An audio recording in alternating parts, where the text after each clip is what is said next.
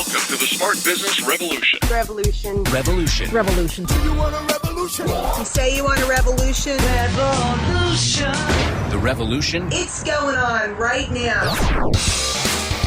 Welcome to The Revolution, the Smart Business Revolution podcast, where we ask today's most successful entrepreneurs to share the tools and strategies they use to build relationships and connections to grow their revenue.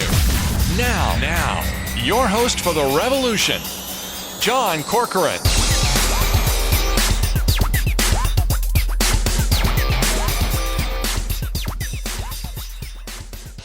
All right, welcome everyone. John Corcoran here. I'm the host of this show, and I feel so privileged every week to talk to smart CEOs, founders, and entrepreneurs.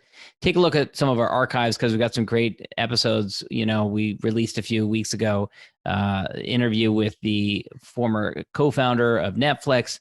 We got YPO, EO, Activation Blizzard, Landing Tree, OpenTable, Axe Software, so many other interesting archive episodes. Go check them out. I'm also the co-founder of Rise 25, where we help connect B2B business owners to their ideal prospects. And this week we are talking to Jeremy Webb. He's the founder and CEO of Organizational Engineering. He's got a really interesting background. He is a cancer survivor, international coach, speaker, YouTuber, pilot. He volunteers with cancer-related camps and charity events. And he started his career at the fastest growing company in the US. So we're going to talk a little bit about some of the lessons that he took from that experience that he brings to the work that he does today. And before we get into that, this episode is brought to you by Rise 25 Media, where we help B2B businesses to get clients, referrals, and strategic partnerships with done-for-you podcasts and content marketing. If you've ever been curious about starting a podcast, I've told everyone since I started doing it 11 years ago that they should do it. So if you're thinking about it, you should do it. Go to rise25media.com and you can check out some of our resources there and learn about how to do it. All right, Jeremy. So I'm excited to have you here. And you have got this crazy story. You take us back. You were 15, 16 years old. You've been taking flying lessons and you are about to go out on your first solo ever, which is a milestone in anyone's lifetime. And you nearly killed yourself. So I'm glad that you didn't, but what happened? Oh, it's definitely a memory there. And like you said, first solo flight where I left the airport. I'd done one. I just did a few landings, but this one, I was up, I was flying over my hometown, getting a little brave and a little bit lower and lower. It's your first solo flight. So you start off a little high and you start to get braver as you go. And I was flying over actually my best friend's house. And all of a sudden I hear this conk and the plane is like, I was like, oh, excuse my language there, but some bad words came out of my mouth. It's my first solo flight. And I'm thinking, oh my gosh, I just broke the airplane. What's happening? Like this, it felt like if you in the movies, when you're shooting like a 50 cal machine gun, mounted on a Humvee or something. It was absolutely crazy. And so luckily there's lots of fields around, things like this. So I wasn't too worried. I was a pretty good pilot at the time. And, so I wasn't so worried about, dying or living. I was just like, oh my gosh, I'm never going to fly again. I broke the airplane. Anyway, so I started heading back towards the airport and one of the pilots locally said, oh, hey, there's this little private airstrip. And I was starting to run out of fields to land in. And and so they said, it was this little private airstrip. It's 15 feet wide. On the radio, you're telling them on the radio. And so I was talking to the airport at this time, and there was another plane flying around, and they ended up zeroing in on me. Apparently, Richmond Airport was actually listening in on me as well. They ended up calling in and checking and make sure I was okay after I landed. Richmond, Virginia, a much bigger airport. Yeah. So normally there is Richmond International. So it's a regional airport, but they were apparently zoomed in on me there. Wow. But so this little 15-foot wide runway, and your wingspan is 20 some feet or whatever on your airplane. So it's narrower than the wings of your plane, and 1,500 feet long. And just to give you context, I mean, a normal runway is probably 3,500 feet plus, and the big ones are miles plus long. At the major international airport. So this is tiny. And I came in, and so I didn't have enough power. I had just enough power to maintain altitude. And you have no idea what's wrong with the plane. You just no idea. All I know is that like I'm below the green arc, right? I'm not in the green, and so something's wrong with the engine. right? I can basically just maintain altitude. That's all I've got. There's no going up. Yep. And we're just vibrating and shaking violently the whole time. And I said, you're running out of fields, right? I'm running out of safe places to land. So this is basically the option, right? I've got to put down at this airport, which is restricted to student pilots, except, in emergencies, kind of anything goes. So instead of coming in from, the normal 1,000 feet, I was at 2,000 feet. And I just, pointed it down, did my emergency descent, boom. And I smacked that thing down on the numbers. I actually bounced the nose wheel just a tiny bit and kicked it up, but perfect landing. I got compliments from the other plane that was flying around watching me. But then there's the hard part, because I had to sit there for like 3.5 hours while somebody came to pick me up from the airport that I had to take off of. So there's no one there? There's no one at this airstrip? No, this is completely unmanned. This is not like your, typical airports. It's just a little strip out by Lake Anna. It's actually Bumpus Airport. And I was flying out of Louisa Airport. Was my home base. Wow. So did you maintain your cool when this happened, do you think, in retrospect? Yeah, for me, that kind of stuff it never really has bothered me that much. I've had several incidents throughout life. I think that, when a stressful situation happens, I always maintain my cool. I actually had a guy, like, one day he came in my house and pointed a gun at my face. And I said, whoa, it's, chill out. But I stood up. I was about to stand up and punch him in the face, to be honest with you. He's one of our neighbors. And he's like, oh, no, it's not a real gun, man. Ha, ha, ha. But for me, that sort of stuff is not really what shakes me. So, yeah. So flash forward from that 3 or 4 years later, you're 19 years old. I assume you're in college at the time, mm-hmm. and you get a cancer diagnosis. Take us through that. Yeah, that one, another interesting life experience. And that one actually shaped my life, I would say, for the better. But there was a decision in the beginning that really shaped how I was going to deal with everything.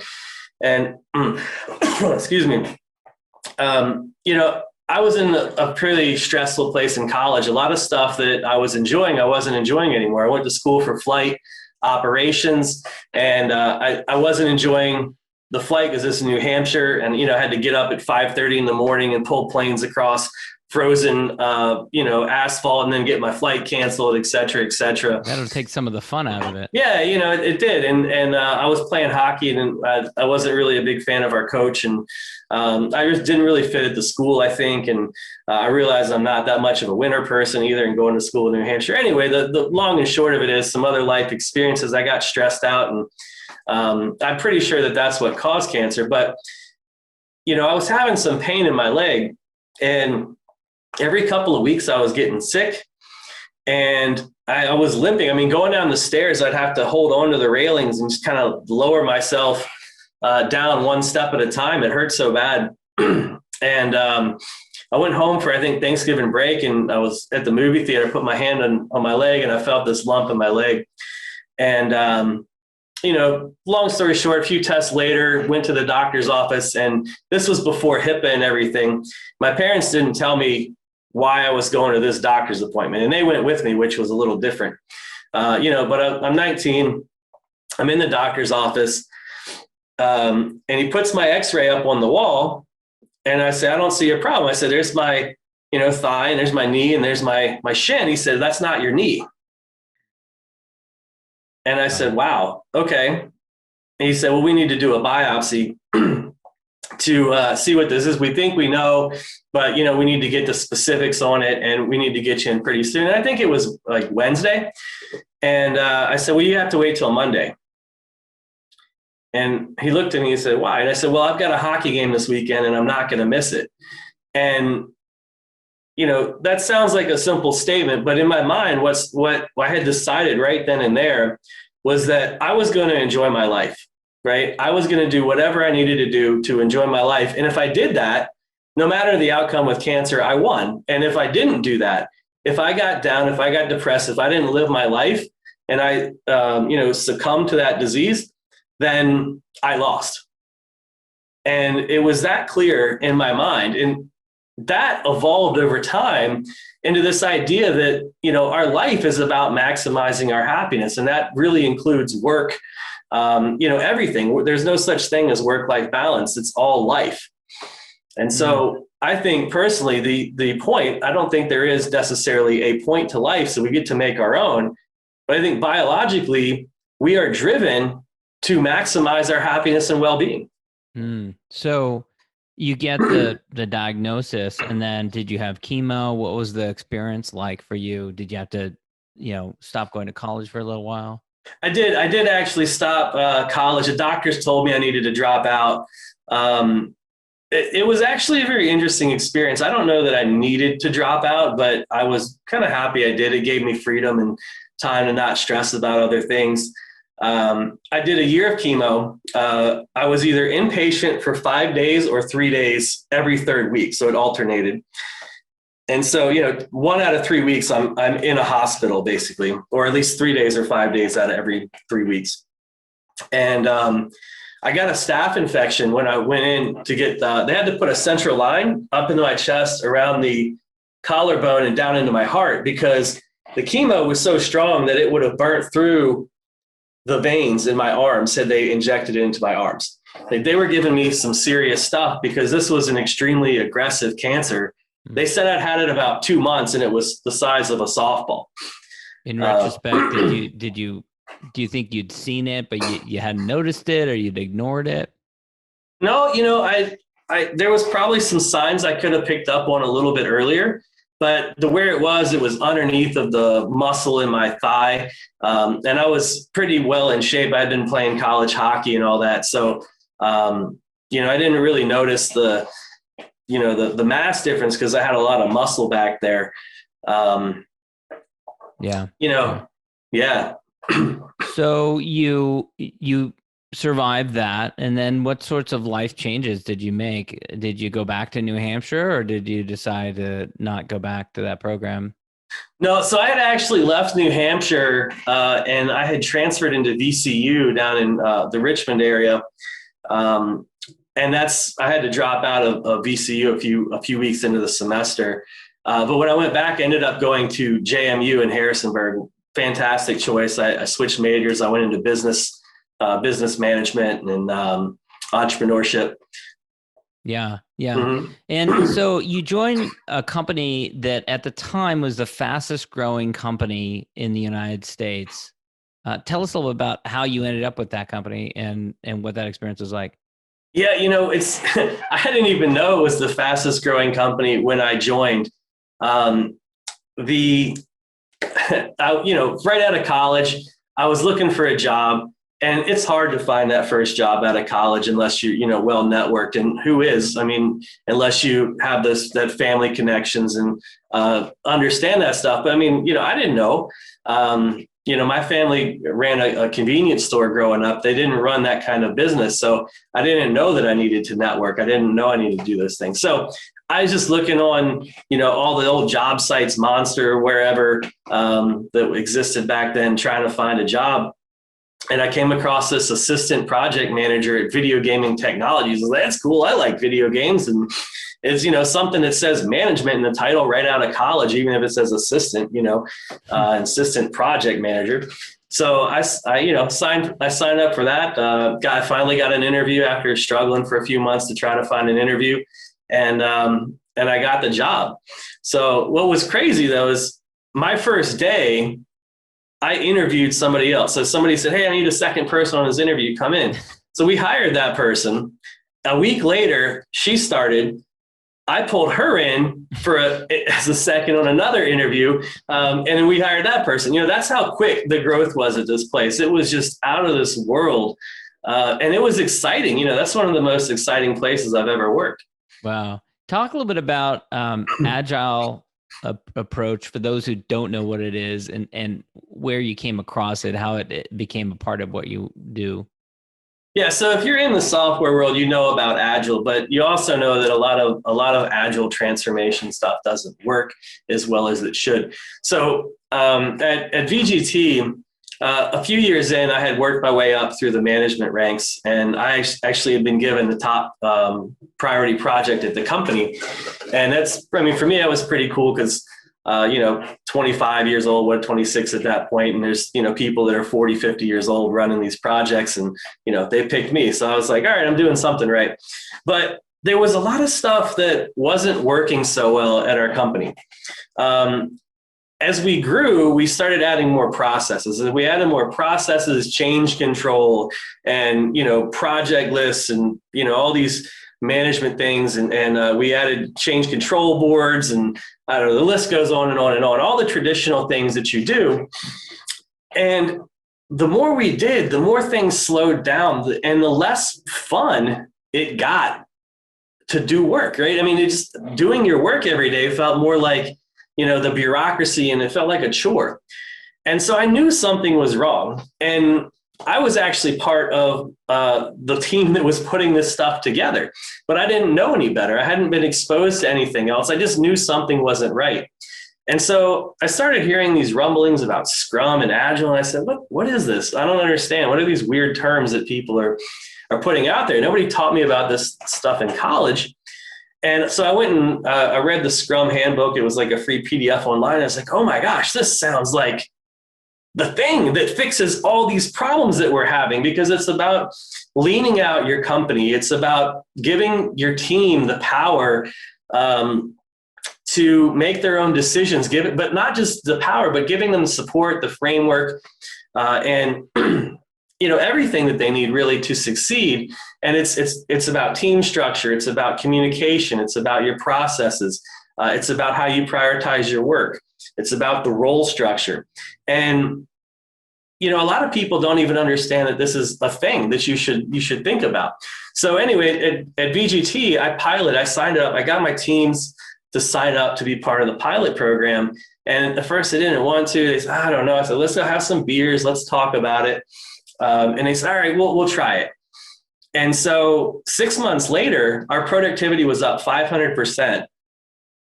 Wow. Our people were happy. And this is where I started to make this connection that I made with life back with cancer, that life is about happiness. Well, also happiness is something you need at work too. And what I realized is that as you get happier at work, you're doing all the right things that are going to make you successful. So happiness is actually that leading indicator to productivity and company success. So explain for those who aren't familiar with Scrum and Agile, what were you doing? What did you do with those teams? How did they run their meetings in a way that was different, that produced happiness, that produced this massive increase in productivity? Yeah, well, it's there's a lot of subtleties involved in it, but essentially, Scrum, which is there's different frameworks under the Agile umbrella, right? Agile is a mindset. It's a way to think about things. It's about, empower your teams, minimize the amount of work you're doing, get lean. It's all these principles. And then Scrum is a set of rules. So Scrum says, every sprint, and you could pick your sprint length, 1 to 4 weeks, right? But whatever it is, you pick it, you repeat it. And you have a planning session, you have a sprint review where you do a demo of whatever you built, and then you have a retrospective where you make changes to your process and how your team is operating. But your team has the freedom to do that. And that's really kind of the difference. Is in the traditional environment, you have to get approvals for anything. We got rid of so many of the approvals. We got rid of so much of the overhead. We actually started doing less in a lot of ways. We did less work, but we got so much more done, and the team had the freedom to do it. And so here's the thing. If I ask you to solve a problem and then I give you the answer to it, there's no fulfillment. It just doesn't feel good. And so now the teams have the ability and the freedom to solve their own problems. So for instance, one of the things that we did, there was an infrastructure group, and they did our build process. It was taking 8 hours to take our software from code to something we could put into a slot machine, because that's what we made at VGT. When the teams got control over their own processes, in about 3 sprints, they took that down to 8 minutes. Wow. And so the frustrations just start to melt away because people can solve their own problems. Wow. You spent almost 6 years at VGT from 2007 to end of 2012. And what was the growth trajectory like? How big was the company when you started? How big was it when you left? Gosh, I think when I started, engineering was maybe 50 people. It was 250 people when I left. We kind of ramped up and then plateaued for the last few years. And part of that was that even though we added all these people, we weren't really getting more done. In fact, there was a period there for almost 2 years where we didn't even ship a product. And we should have been shipping product, every 2 to 3 months at bare minimum. Other than some, little updates, we didn't release a new product to the field. When we left, I actually had a team, I had 2 teams that I was working on this new project. We launched a new product to a new market. We started off, we had 6 months to hit the deadline, and that shifted because it was a new market, but, we hit it. We got to that point where we could whip stuff out and we could crank again. We got back to that entrepreneurial culture. But yeah, the overall company, I want to say maybe it was 100, 150 people when I started. It was close to 600, I think, when I left. Wow. Talk a little bit about the work that you do now. Organizational engineering is the term that you use, right? And how you bring that experience to the work that you do now. Yeah, I appreciate that. Good question. So, I took that system that I learned at VGT. It was an incredibly well done transformation. A guy named Rao actually led that transformation there, and I learned a whole lot from him about how to make that implementation successful. So after I left, I started doing that at other places, and what I started realizing was that a lot of other people didn't. They were missing a lot of the key bits and pieces about how to actually successfully transform. There's a lot of little pieces about starting small. When I can't tell you how many places I've gone in and into the middle of a transformation, they started with, hey, let's transform 1,000 people at once. Well, it's going to create a mess. It's just too massive. It's too big. So what we do, I have a process. I used to call it the highway to high performance, and I've evolved that into something I call the sauce now. But, we start with a small pocket of people. We get them running, just absolutely cranking on all cylinders, and we make it a privilege to be part of that. That makes people want to come in. And what you see is the people outside of the transformation actually start doing things better. So you start getting these free benefits of people making these improvements because they get excited about it. It eliminates a lot of the change management. And what we can do now, I can go into companies. I have 100% success rate now. And my average performance improvement's like 407%. And typically we do that in 3 to 6 months. Wow. And what are some of the typical objections you get when you're talking to a new company that's, well, hold on a second, this is a new way of operating. We haven't done this before. How do we know it's going to work? What types of objections do you get? Yeah, what's interesting, one of the biggest things is actually people they don't understand that you even need to think about these things. I think that's one of my biggest challenges getting through to people is like, well, I don't understand. You just, tell people what to do and they do it. They don't understand that there's a lot of management techniques, that systems matter, thinking about your organization in terms of a system. But as far as objections go, I hear people say, well, my team's already performing well. I hear people say, let's see, what else? This won't work here. We've got too many regulations. Everybody thinks they're special. And the truth is everybody is special. Everybody is unique, but not generally in the way that you think. The regulations don't really matter. I've never worked with an organization that wasn't highly regulated. Slot machines, banking. Well, I guess I've worked a couple that aren't as highly regulated, but the bulk of my work has been in highly regulated industries. Yeah. Interesting. I want to wrap things up with the question. I'm a big fan of gratitude. So if you look around at your peers, you look at others in your industry, however you want to define your peers and your contemporaries, who do you respect? Who do you admire is doing good work out there? There's so many people that I see doing good work. My buddy of mine, Andrew Bennett, he's doing some great work. trying to further the research on the Agile side of things. I respect some of the big folks like Elon, but that's probably not the kind of answer you want. I love people that are pushing things forward.